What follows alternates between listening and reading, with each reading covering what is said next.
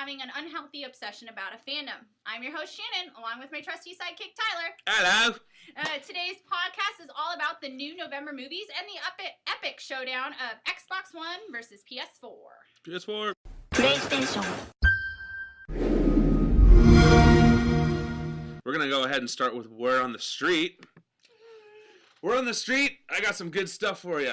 I learned that what they have going on is Breaking Bad is not over. It's not? Well, it's over in the sense of it being over, but we are going to get a spinoff. Really? And it's going to be called Better Call Saul. So it's going to be a whole show about Saul. And yeah, it's going to be amazing. I'm super excited. And I found out that we are going to see some cameos of Walt and Jesse. Well, how can you have Walt come back if he's already dead? What I'm thinking that it's going to be cases that he takes in between episodes of Breaking Bad. So like flashbacks? Yeah, like not so much flashbacks, but maybe like, I don't know, like, you know, if he's taking certain legal things in between, you know, things that are going on in Breaking Bad. So, you know, you might see Jesse walking out of the, you know, office or something like that, and whoever's interacting with him just real quick. I mean, obviously, it's not going to be one of those things where, oh, look, Walt's still alive, because we all know he's not alive. Yeah. So it should be interesting. Do you know what channel that's going to be on, or what? I'm assuming they're going to do it AMC. Okay. I would assume, just because to keep that fan base. I was assuming. I like Saul. I think he's funny, and we'll probably see who's the guy that just sits there and waits. What's his name? You tell us his name, because I can't remember. But yeah, he's probably still sitting there and waiting. That's insane. So, what do we got next? We got the 50th trailer came out for Doctor Who, and it was a love-hate. I have to be completely honest. We got news on BBC that the trailer was going to be released, and me and Tyler literally jumped up and down like screaming girls. What they didn't tell us, though, until like 10 minutes before, is they put a press note saying that it's going to contain no footage from the 50th special. So we got excited for no reason. But it is always exciting when BBC releases a new trailer, because as you know, with anything that comes out of BBC, there is always hidden little things in there. Just like the poster. What did you think of the trailer, Tyler? I loved it. I watched it like 40 times. Because it's what he says in it. It's the quote that he says it through the whole... Because it's only a minute long. Yeah. But I really loved his little script that he did. And if you notice closely, there's certain things in there that are not going to be in plain sight. And so if you look at Clara looking through the globe at the third Doctor battling inside the TARDIS, you see a reflection of Sarah Jane. Yeah. So there's little things here and there. I still need to go through all of them. I might end up doing a YouTube video of me going through every single one. It should be really interesting. I didn't get the note because I woke up late that day, and so I just looked at it as soon as I woke up, and I kind of had that gut reaction of like, oh, well, this wasn't what I was expecting. And I think it's because the fandom that didn't go to Comic-Con in July, they didn't get to see the actual trailer, and there is a bunch of people who have seen the trailer, and I think the fandom's just ready for a trailer. So Steve Moffat, BBC, just give us the damn trailer already.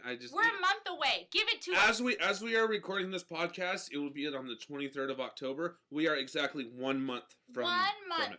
So just give it to us already. I mean, it was kind of cool to see William Hartnell, the first Doctor, in color. That was kind of cool seeing that, and like there's little things here and there.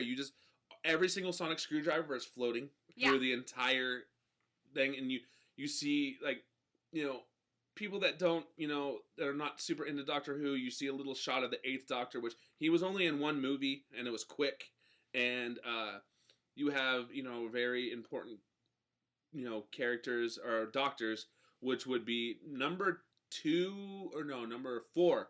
Number 4 is the longest running Doctor. He was on for 7 years. Yeah. You know, I'm excited about I was very excited to see the trailer because, as I stated before, anything that comes out of BBC or out of the Doctor Who studio, you know, you're always guaranteed to have a treat. But the problem was it wasn't exactly what we wanted, but it'll get us through. So let's have our fingers crossed here in the fandom of Whovians that we will get a trailer soon. Otherwise, we're just gonna have to wait till November. And we're just gonna have to part of me kind of doesn't want a trailer. I need to. Part of me doesn't want one. I kind of want to go into it blind, not knowing exactly what's going to happen, or not see some sort of interaction between 10 and 11. You know that when a trailer does come out, it will have no inkling of what the plot is about. It will just be random. You know how Steve Moffat does it. He is not going to give away anything of what's going to happen. So we'll have to wait and see. But on the other side of Steve Moffat news, today we found out that Sherlock Season 3 finally has a premiere date.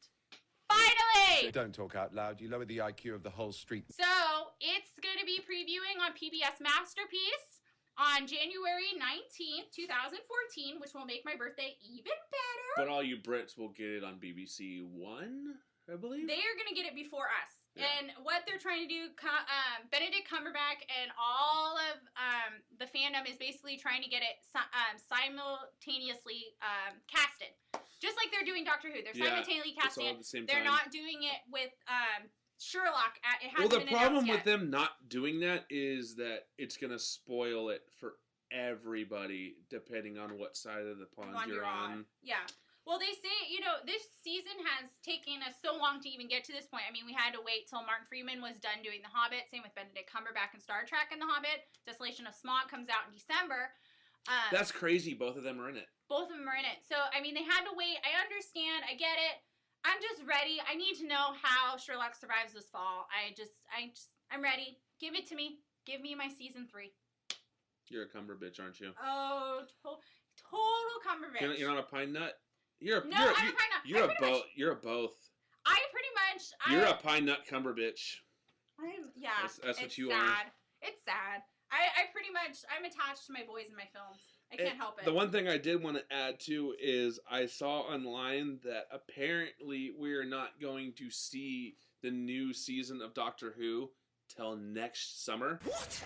So what they're talking about, and this is from a podcast that I was listening to, that they're thinking about putting out an Easter special to get between that gap of Christmas and summer. So we might see Peter Capaldi in a special around April, which would be nice. I would prefer it to be that way, but the thing is, a lot of people are so hit or miss about Peter Capaldi right now, but he's one of those guys I just need to see him in his costume and see how he acts before I could even accept him.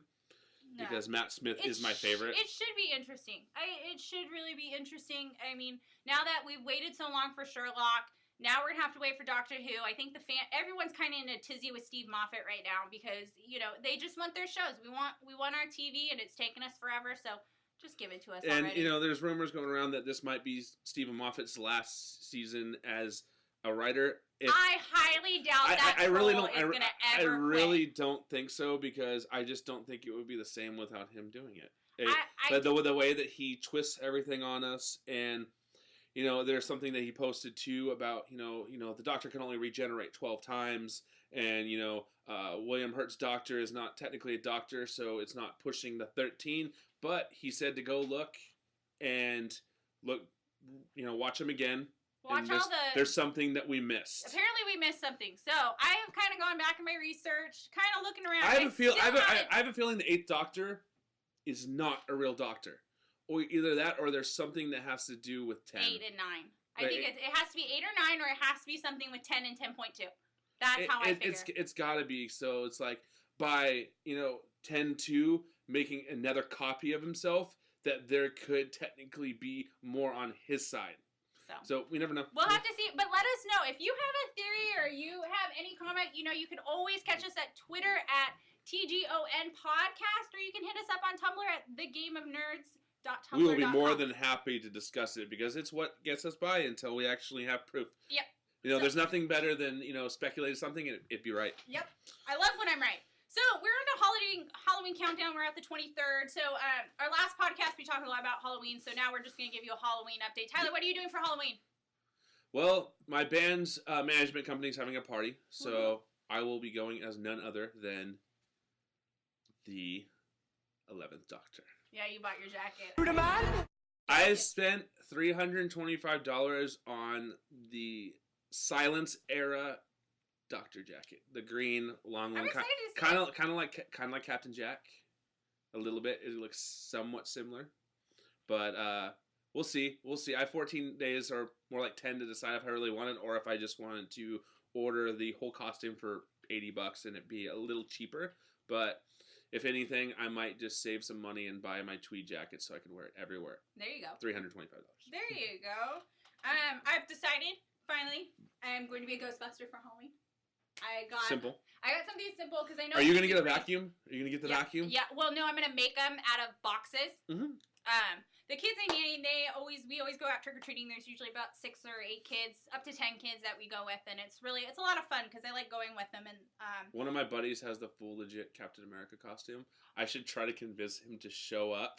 There you go. And surprise them for you. That would be awesome. So I'm going as a Ghostbuster. I'm going as not as handsome as Chris Evans, of course. No, nobody. I don't think anyone is handsomer than Chris Evans. But remember him in Not Another Teen Movie? That is. Yeah. Who would have thought he would have came so far from that to being how many superheroes has been out? She's been 2, right? Yeah. The Human Torch and Captain America. Yeah, and then Captain America. Yeah. So, I'm going as the Ghostbusters. It should be a very exciting Halloween. We're just going to go trick-or-treating, and then I probably will go home and play Cards Against Humanity, because that's our new game we have. And that game is I might come over after a few cocktails. You can come play with us. So, next up, we've got our Nerdgasm. So, Tyler, what have you been nerding out about since our last podcast? Let's see. I've been watching New Girl. I got you hooked. She got me hooked on New Girl. I've been watching New Girl. It's been super funny. I started Torchwood. How's that? And it's one of those shows where it's just, even though the Doctor's reference, I just have such a obsession with Doctor. Even though I love Captain Jack. He's my favorite secondary character. I mean, come on. Bisexual, immortal. He's pretty cool. But Captain Jack, I like how he sexually harasses people. I think it's funny. I think it took me a while to get into Torchwood. It really did, to be completely honest. It took me a while because it was just like, I want Doctor Who, but I like Captain Jack because John Barrowman. I mean, how can you not love John Barrowman? I didn't even know he was gay in real life until I didn't even know. I was like, oh, he's like big on Twitter. And he doesn't pull off the whole gay thing. But no. If I would have never known, I would have thought that guy was straight as an arrow. He just played a gay character in the show. And the thing is, you never know for sure if he is until you watch, I believe it's not The Parting of Ways. What's the last episode that David Tennant said? Oh, with I know which one you're talking about. Alonzo.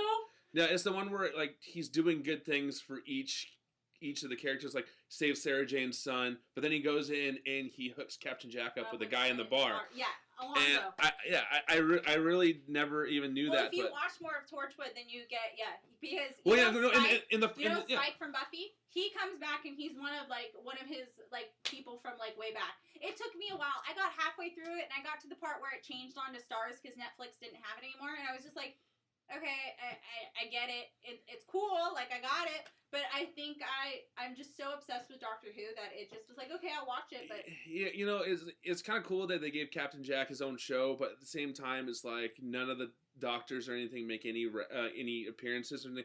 That's how different it was with the Sarah Jane Adventures, because 10 and 11 actually made cameos and stuff like that. So it's one of those shows that I'm kind of pushing through.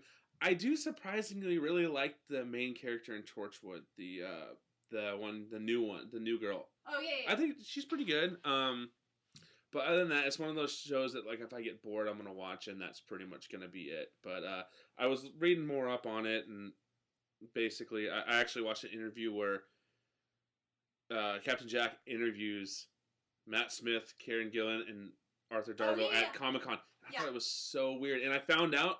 Here we go. Nerd facts. Karen Gillan literally lives in Captain Jack's old house in Scotland. Yeah. And I thought that was crazy.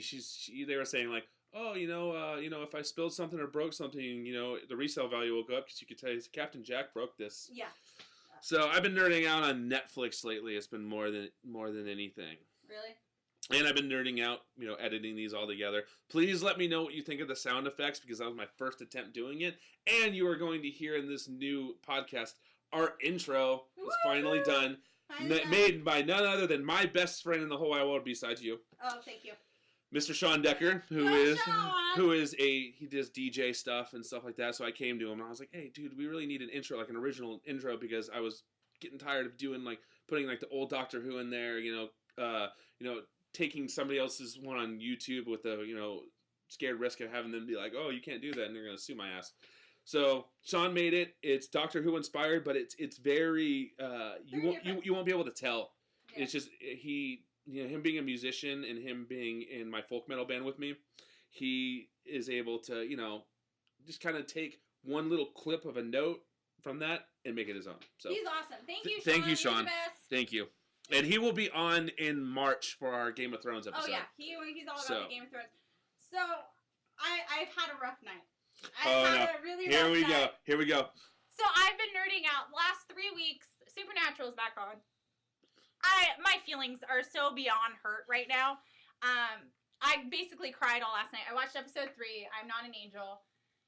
And I was really excited because Cass is in it and, all this shit. And I'm like, I have no clue what she's talking about. I'm still working on it. You're working on it? I have 172 episodes to go. So. Yeah. So Cass becomes, we know he's human. We know he's getting hunted down, all this crap. And, then Cass finds this girl. And, of all people, Cass, not to trust anyone. What does he do? He sleeps with her. Well, turns out she's a badass and she tries to kill him.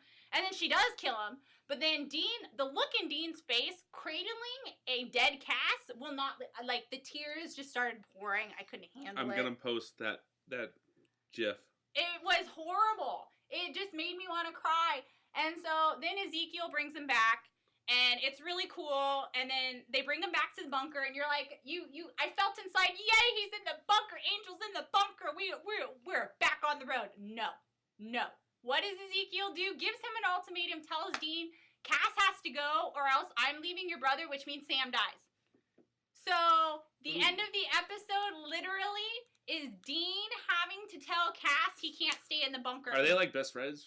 They're like, okay, so if you didn't know, there is this Tumblr little fandom going on where they want Dean and Cass to get together. It's called Desio. That's what they want. Be like the same. Oh yeah, no, they want them to be a couple. They totally want all of it. Because you look at they have a profound bond. It's a bromance. Total bromance. But if you look through that entire episode, the look in Dean, Jensen Ackles plays an amazing Dean Winchester. He's amazing. The look in his face is just, it kills you. So I'm really pissed off. My feelings are hurt. I feel the feelings. She's upset. I'm upset. I had to sleep in a little more this morning. I'm really pissed off. Half an hour. Why the fuck would you get rid of? Why would you tell him to get out of the bunker? So if you have feelings like this about Supernatural, you can come find me. I'm on Twitter at ZimsFab, or you can hit me up at TGON Podcast, or just hit us up on our Tumblr at thegameofnerds tumblr.com, because I really want to know your feelings, because I'm hurting. I'm hurting, Tyler. I'm hurting. And believe me, I've been having to experience it through phone calls, text messages, things like that. I'm sorry, you get the vent end of it. Well, yeah, that's true. And, I've been prepared for, 11, 12 years. So. We mentally prepared you. Yes. So, Tyler, I know you have lots of stuff that takes your money, but what took your money this week? Shut up and take my money. Oh, boy. So, obviously the jacket being one of them. And I found out that my whole family is going to be gone for Christmas. So my mom's feeling bad because I have to work, and they're going to be in Mississippi. So I told my mom that I wanted the BBC America new blue TARDIS zip-up jacket sweatshirt. Oh, that's funny because that's the same thing that I want. Yeah, so I'm going to probably be getting that, and my mom's all, we're gonna be all gone. So Grandma and Grandpa and Nana and Papa are all gonna be really sad for you. Then really, you're gonna get sympathy money. She goes, "Are you gonna spend it on Doctor Who?" And I was like, "Yeah, I'll probably spend it on Doctor Who." And then my mom made the poor decision to tell me ask me. She's like, "What is Doctor Who about?" I sat her down, and for like 30 minutes, I was like, "This." How do you people ask me how do you explain Doctor Who? You can't. And it is quite unique. You can give them a base of what it's about, but it's not. When you tell somebody, oh, it's about an alien traveling in a giant police box that flies through time and space, people think you're fucking crazy. I had to give her she's like, so what? There's a police box from another planet? I'm like, no, it's a chameleon circuit. It's a chameleon circuit. It's a camouflage. So, and originally, what I read, and I subscribe to this website that I pay monthly for that gives me very detailed information, so that kind of took my money. Basically, they said in the original series, in the first season of it, that the police box was not supposed to always be there. Yeah. It was supposed to be just one season, and it was going to change gradually over but time. Then because of budgets, they had to keep it as that way. So basically, and it's become a landmark and like a, how do you explain it? It's become like a symbol of British culture. Do you know you can go on Google Maps? I crap you not. I just was going to bring this up too. Google Maps, and you can go inside the TARDIS, and then they also have where you can find police boxes in London that match the Doctor Who one, so you can go and take your picture with them and all this kind of stuff. It's super cool. Go check it out. You know what is also taking my money? I just realized. So Shannon and I got word that there is a Doctor Who convention in LA in February of each year. Unfortunately, 2014 sold out in 12 days. So guess what? We're going in 2015, and we're going to, if all goes well, shoot a podcast from. Let's hope. From I'm buying what? That and Comic-Con. Yeah, I'm buying the tickets in February for 2015, so I'm buying them a year ahead. There you go. And I don't even care how much I'm going to spend. So if put it this way, we'll do a little bit of a contest. If you listen to all our podcasts and read all our posts, if you can give a very detailed description of why you love Doctor Who, I might even give away a ticket. Ooh, Tyler's giving away tickets now. I might even give away a ticket. So basically, do it. I would say why you love Doctor Who, why is it so important to you, like it is to us, and who knows? I'll depending on how many there are, I might put it in a drawing, and we'll see. Send us a personal message on Tumblr and give your email address and stuff like that. So maybe in January or February, you can come with us. You might be getting an email saying you are the lucky winner that I get to pass. Yep. So that's a lot of money. So you better give me pages and pages and pages. All right. So November is coming upon us. It's time for Thanksgiving. My birthday. Thankful. Tyler's birthday, of course. You can't forget about Tyler's birthday in November. I call it Doctor Who November. Yeah, Doctor Who November. It's going to be a good one. So, the first movie that's coming out that we have all our eyes on, of course, is Thor, The Dark World. My favorite part of the trailer is when the huge rock monster comes up and he spins it and just... He goes, anyone else? I was like, that is why you are my favorite Marvel superhero. Thor has been my favorite because he's folk metal. He's metal. He's, come on.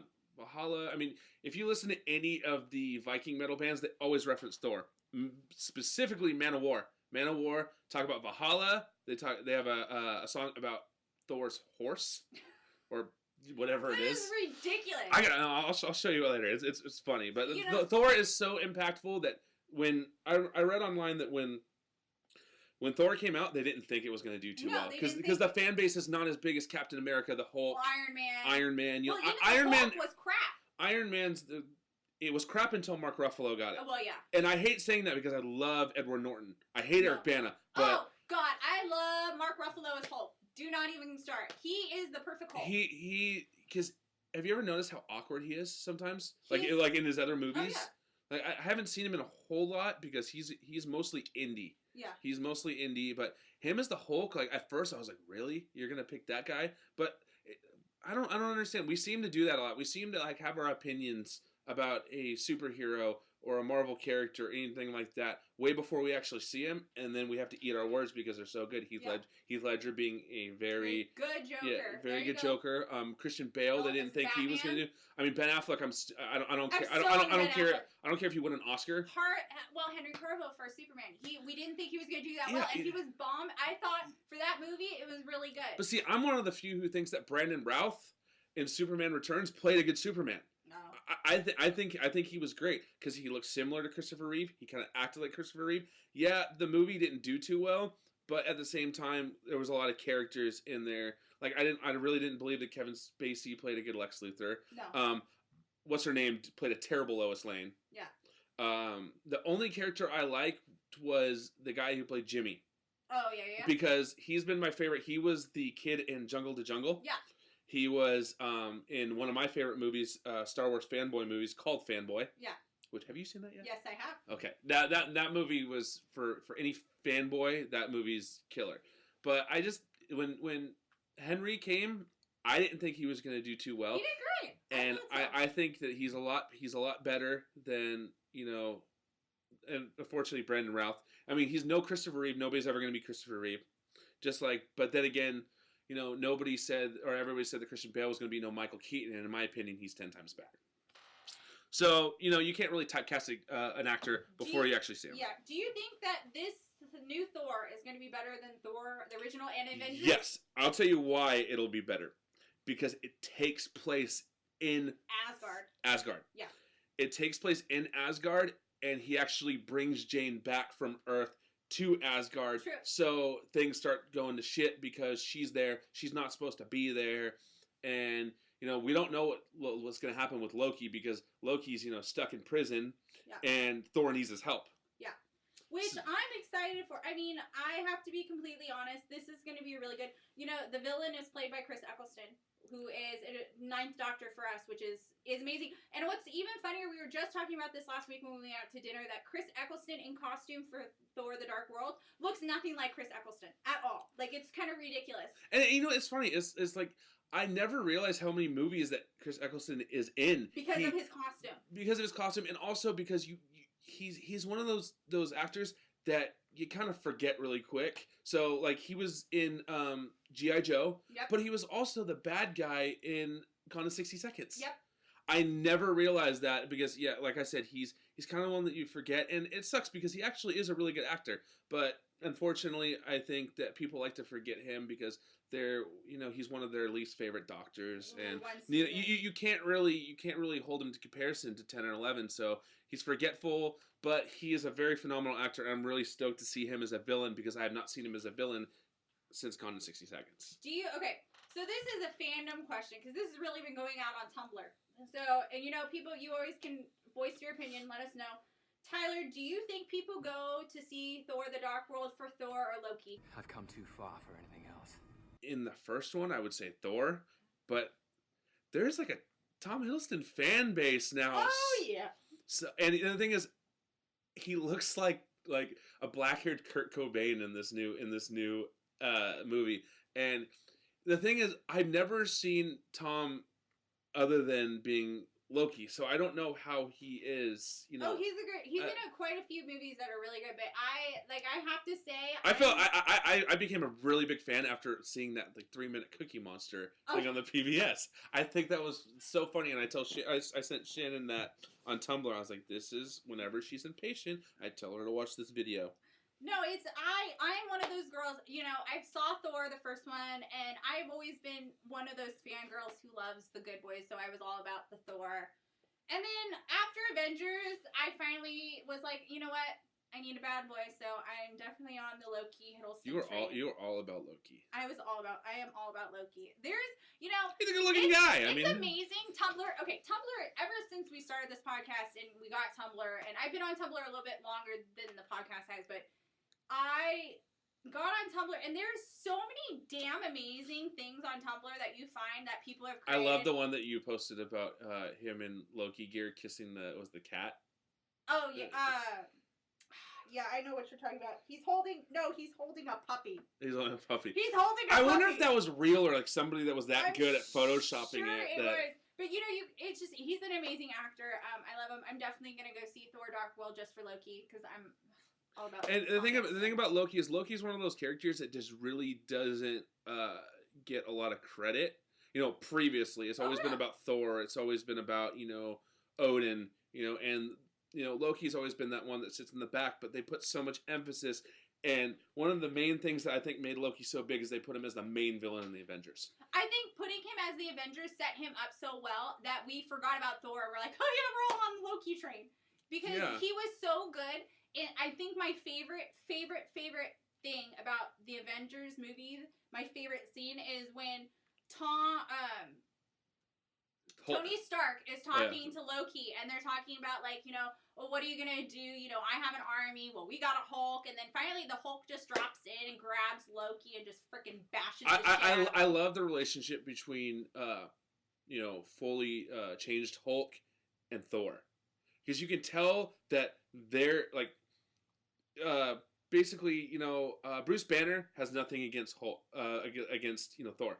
But Hulk does. Yeah. So the little like big brother, little brother rival with when he flicks him away and I like that part, and then when Hulk beats the shit out of Loki, I was dying laughing. It was a good scene. It's amazing. I think that's it. That's the last time you see. Well, that's not the last time you see Loki, but that's the last time you see him in control. No. After that, it's just like, oh, let's see if we can, close up this thing before it gets really bad. And I would love to see, like with Shield, I would love to see little things here and there. Like, yeah, that's another thing. Shield is I did not give Shield a lot of credit when it first came out. No, you didn't. But now it's really good. It's really good. So go see Thor: Dark World. Tell us what you think. England's already gotten to see it. There's great reviews. They're saying Loki is really kind of takes the spotlight. Sean Decker just texted me and said, "Thank you everybody for taking the chance to listen to the intro." Oh, good. Thank you. Thanks, Sean. Thanks, Sean. So next up, we've got what's the next movie coming out, Ty? We got Hunger Games Part 2: Catching Fire. That's right. We got Catching Fire coming out. That comes out closer towards the end of November 22nd, I believe. It's the day before Doctor Who, the 50th anniversary comes out. So it'll be a great weekend for us. I wasn't huge on Hunger Games, but it's one of those things where I think I got to sit down and watch it again, and I think I'll like it a lot better. I love Jennifer Lawrence, and she's amazing. And I really like what's her name? Who's Miri from Zack and Miri? She's in it. I know. She plays Effie Trinket. Yeah, and her transformation is phenomenal. She's amazing. It's Elizabeth Banks. Yeah, Elizabeth Banks. Elizabeth Banks. I had to think about that. But no, she's famous for all the Judd Apatow movies that she's in. She also was in 30 Rock for a while. I think she's great. I really like her. She might be one of my WCWs for next week. Next week. I really like her. I think she's good.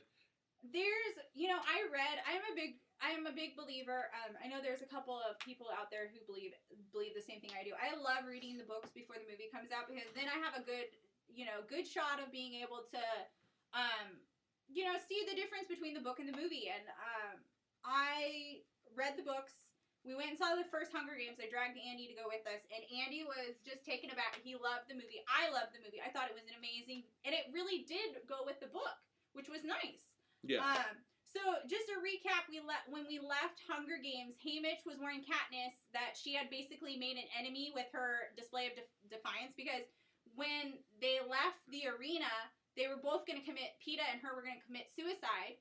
And then they said no. I do remember that. I do remember watching. It was super late at night, so I was like drifting in and out. So they pull both of them out and declare them both victors. But basically, they now are saying that they have to confess their loves for each other to cover for the fact that they just wanted to get out of there. So now they have to pretend that they love each other, which is kind of true, kind of not. Who's the guy that plays that guy? I forget. Peeta? Yeah, is he Peeta or Gale? Which one? He's the one that goes in the arena almost with her? commits. Yeah, that's Josh Hutchinson. I saw him in. He was in what movie was it? Journey to the Center of the Earth, and he was also in one of my favorite movies with Will Ferrell called Kicking and Screaming. Oh yeah. And the soccer movie, and he played Will Ferrell's dad's son, and the kid was like, I don't know, like 5, 6. And he's actually grown up to be pretty successful. He's really good, but this is going to be an interesting thing because we now know that they both made it. We know President Snow is pissed off because 2 victors made it out, and now everyone's having an uprising. Isn't the whole point of this supposed to be how they have to protect themselves? Because I remember seeing in the trailer there's some big party going on, you celebrating that they won. Yeah, so that's what Catching Fire is. So Catching Fire basically starts, we know that they both won. Basically, they're going back home to District 12 where they live, and they are basically kind of safe. But winning kind of leaves everybody kind of in between. We know Gale is pissed off. He wanted, he had a big thing for Katniss, and obviously now that she's supposed to be with Peeta, he can't do anything like that. So is Lenny Kravitz going to be in this one too? Yes, he is. So now there's super strange casting, but I think it's perfect for him. He I have to say, I mean, I didn't expect, when you have musicians become actors, it's always hit or miss. one of the main, ones that people didn't think that was going to be a good actor was Justin Timberlake, and look how successful he is, with Alpha Dog and In Time and all things like that. What's interesting about this compared to Hunger Games, the first part, Catching Fire, instead of picking one from each district, Snow decides to screw everybody and says all the previous victors are going to be in the bowl, and we're going to choose from that. Well, of course, Katniss and Pete are the first, are the first ones to go in there with everybody else. So it's going to be really interesting to see how this one. What I'm most excited about, and what I love about the Hunger Games series is just the continuation of the story. The story is so damn good. If you have not read the Hunger Games trilogy and you're just watching the movies, you are so missing out. Yeah, I think they may do a Harry Potter for the last one and split it into two, but we'll see. But I'm just excited for the continuation of the story. I know Andy's excited because we really like Jennifer Lawrence. We saw her in Silver Lining Playbook. She was amazing. She's also Mystique in X-Men. Yes, the new ones. She is. So she'll be in the new X-Men Days of Future Past. So she'll be with, I believe, Rebecca Romijn's not reprising her role, so she'll have her own Mystique character. So we'll see. That one doesn't come out for a while. That one doesn't come out till, I believe, May of next year. We got a while. But I'm excited because Bryan Singer's coming back to direct it, and he did the first two. Yeah. So we'll see. I'm really excited. I know we have a new director for the Catching Fire, but it should be interesting. It comes out November 22nd, the day before the Doctor Who 50th. So yeah, it should be a great weekend. You can never count out a different director for a franchise. I mean, look at Iron Man. Yeah. Look at all those. But with Hunger Games, it is such an intense freaking movie because especially because I read it, I know what happens. But at the same time, I'm anxious. I'm ready for it.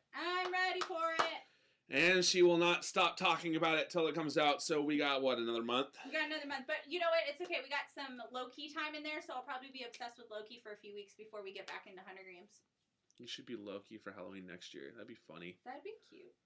We'll girl Loki costume. We'll work.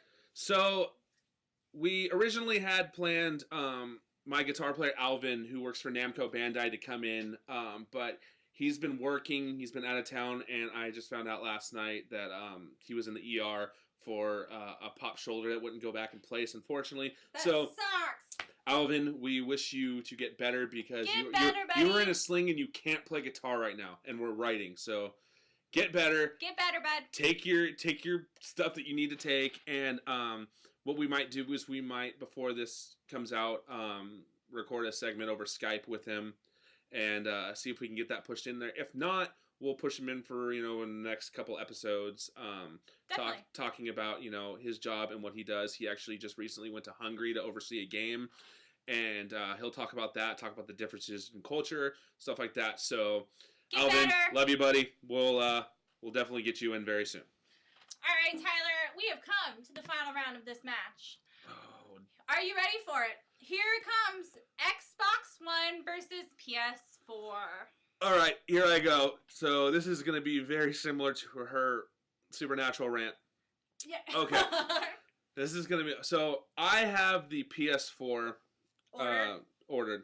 It should be at my door November 13th or 14th, I believe. That's when it's coming out. I'm going to talk to you guys about the comparisons between the two and see which one would you want, and go ahead and hit us up and talk about what you guys are going to get and what games you're going to get for it. So... What's the biggest difference between the two? There's not technology-wise. There's not a lot. A lot of it has to do with the price point. So the PS4 is $100 less. Okay. So the PS4 is going for $399.99, whereas the Xbox One is going for $499.99 after tax. I mean, that makes a big difference. It's going to make a big difference. They're both going to have Blu-ray and DVD drives, and now I gotta go buy all new movies. Thanks. No, I mean, yeah, you might have to. I mean, I think Andy's getting a PS4. I don't think he wants a PS4. He told me he didn't want an Xbox One. We already have an Xbox. There's gonna be. We have the Star Wars version of the Xbox. Oh, did he get the R2D2? We have two. We have two. I wanted one so bad. It was just really overpriced at the time. Andy will maybe take one. May let you have one. Oh my god, I'll be so It's stoked. so sick. It's awesome. I love the little sounds it makes and everything. It's so cool. Wait, that means he's got Xbox Connect, or he's got Kinect Star Wars Connect. Yeah. That's super fun. It's gonna have game. Both are gonna have game DVR, but this is where you start getting into the technicalities of this. There's gonna be no subscription required on the PS4, which usually on online features and stuff like that, everything's free. However, the game DVR will be on the Xbox One, but it's going to require an Xbox Live Gold subscription, which... How much is an Xbox... Andy just paid his, so I don't know. How much about is the Xbox subscription now? They usually will run for, I think, $50 or $60 a year, which actually isn't that bad, considering that it's, $10 a month if you want to do month to month. So, when I got mine, I just did 2 years. I was just so I didn't have to worry about it anymore. They're both going to have the same type of RAM, so it's going to be, 8 gigabytes of RAM on each. Now, when you get into the CPU and the processors and things like that,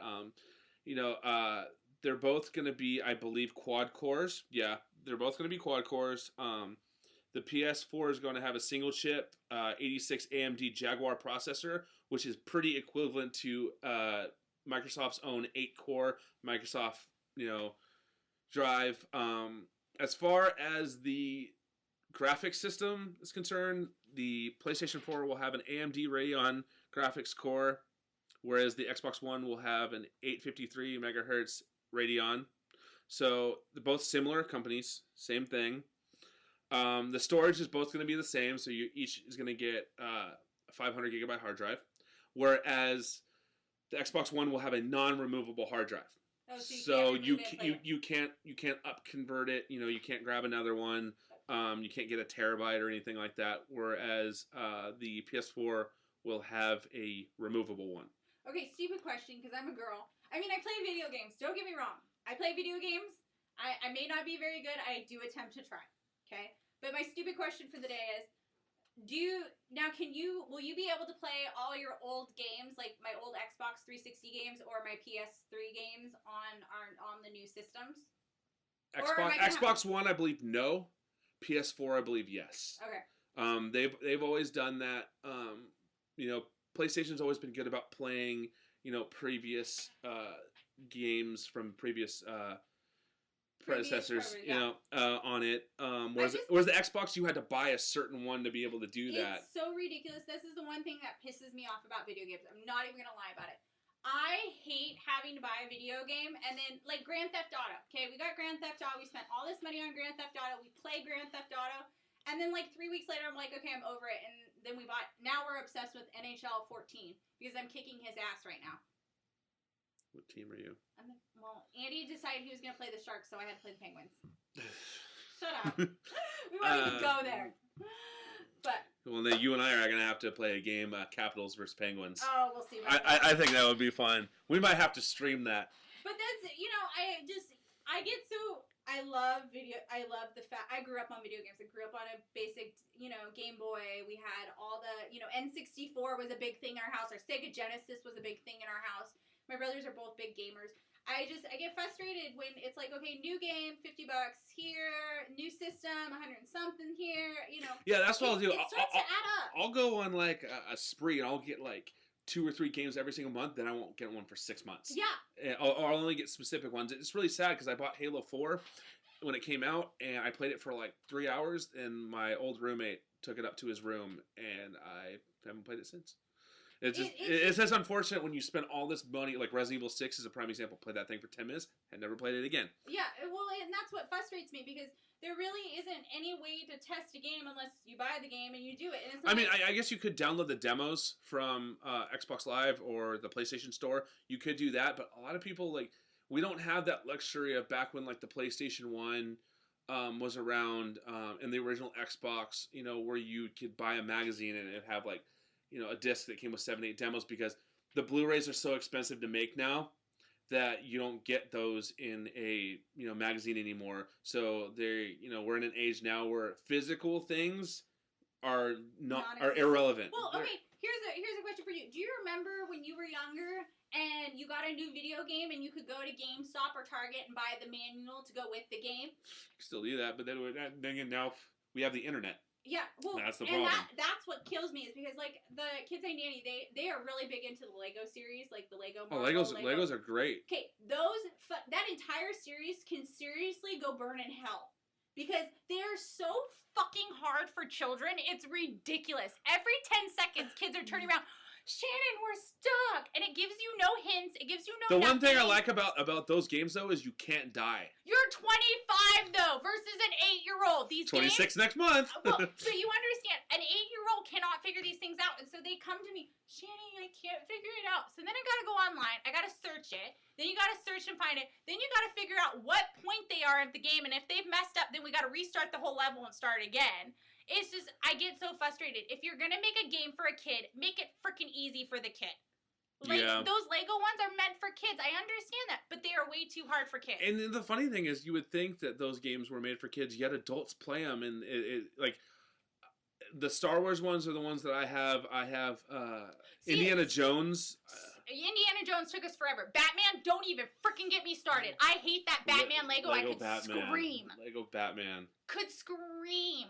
But the same thing with the Star Wars Night, you know, the one with the Kinect, Star Wars. Oh, Star Wars Kinect. Star Wars Kinect. Okay, we got that. I played it because Andy had gotten it with the Xbox 360, the Star Wars Xbox 360. So I got one too, and I've never used it. Okay, we played it over at the kids' house, and seriously, the one thing that pisses me off is you're sitting there and you have to sit on the little drivey thing, you know? The pod? The pod. Okay, that's what it's called. The pod racer. You're sitting on the pod racer and you're like squatted in the middle of the living room and you're trying to drive this freaking thing. It doesn't work at all. That was like when actually the only time I really ever used the Kinect is when my buddy Chris gave me a copy of Forza and I realized it was Kinect. So we were sitting there, you know, with our arms out trying to drive the car. It doesn't work. But after the second or third lap, you know, you start lowering your arms and it's just not fun. No. You know what? Our fun, I like the Kinect games. We play a lot of Just Dance, which is fun. Those are fun, but I am really interested to see how this Xbox One and PS4 thing ends up this Christmas because you know it's going to be a shit show. You know people are going to stand in line to get them. We all know Best Buy, Target, and all those Toys R Us. My roommate Johnny just got a job at Microsoft and he's dreading it. Just because of the fact because of the holiday. We got Valley Fair right there that has the store. That's where he's going to be working. So looked at the guy that with the long black hair and the gauges with the tattoos. Give him a little bit of commission because he needs it because our rent's going up. So. It should be really interesting. It's we all know it's going to be a crap. That's why I've decided I don't do any of my shopping in stores anymore. I just go online and buy it and have it shipped to my house. It seems much easier now. Yeah, There's too many crazies out there. I've come to learn. Too many crazy. I mean, you remember last Christmas or what was it? Last Christmas or last Black Friday? People were getting shot at and stabbed and all this. That's how it is crap. every year. It's called the holidays. People, we're supposed to be nice to each other. Yeah. So. Now this is where it's going to get super technical because now we're talking about storage and things like that. Both systems are going to have cloud storage, which that's the technology that we're moving into, to where you can put your games and saves on the cloud. Is that kind of like Apple's iCloud kind of concept? Yeah, you put your saves there, you put your achievements, stuff like that, where it doesn't require you to have to put it on the hard drive, so that means more space to put whatever you want on it, which is nice. One of the cool things that they're doing though is they're doing a play as you download. Oh, okay. So you can after it reaches 25-30%. You can actually start playing the game while it's downloading because when you download a 5-6 gigabyte game, it's gonna take forever. Well, we were just experiencing this yesterday. Maverick released for Apple yesterday, and me and 2 Tyler. hours. Tyler's took forever. Mine didn't take any time, but Tyler's Mac is a lot older than mine. So you have a 2011, I believe. No, I have a 2012. You have a 2012. See, I got it last year. Yeah, I have a 2009. The per processor is a little better. Same exact design, it's just a little different. I highly recommend it. The cool thing is you can access your accounts from multiple consoles, which is nice, which was a big thing about when the Xbox One first got announced. They were saying that you couldn't play games on different Xboxes and things like that, and they quickly, the fanboys spoke, fixed it. That was a crap shit. My brother was really pissed off about that. That was the one thing that turned my brother off. He's like, nope, forget it. We're getting a PS4. Yeah. So, also, the Xbox One will have a mandatory game install, whereas the PS4 will not, which I do like that. I do like that feature. But then again, when you install a game like I did with Grand Theft Auto 5, the game runs a lot smoother when it's installed because it's not constantly trying to read the disc. Yeah, true. They just require the disc for startup. It's just like if you were to pop in a CD into your PC and play a game that way. It requires it to start up unless you're running a game from Steam or anything like that. The PS4 will not require an internet connection. However, the Xbox One, no, but require for mandatory day one updates. So whenever you get a game, it's going to require internet for that one time. And, you know, that kind of sucks if you don't have internet or anything like that. Who doesn't, honestly, who doesn't have internet? Well, yeah, that's one of the big, you know, Microsoft fanboy arguments is that. How can you be Is there any games that are, like, super trending right now that are already being pre-sold out? Yeah, one of them being Watch Dogs, and that's going to be a Grand Theft Auto type, but it's going to be, seems like all of Rockstar's stuff put into one. PS4 or Xbox? Yeah, it's going to be both. Okay. There's a new game Bungie's making. I forget the name of it, but that game is going to be really huge because it's the first attempt after they stopped making Halo games. Oh, okay. Are they going to put a new Call of Duty out for? Yes, Call of Duty Ghosts will be coming out next month. We'll see Maddens for each system. Adrian Peterson will be on the cover, which is one of my favorite players because he is on the Minnesota Vikings. I just bought NHL 14. I don't want to buy any more video games, please.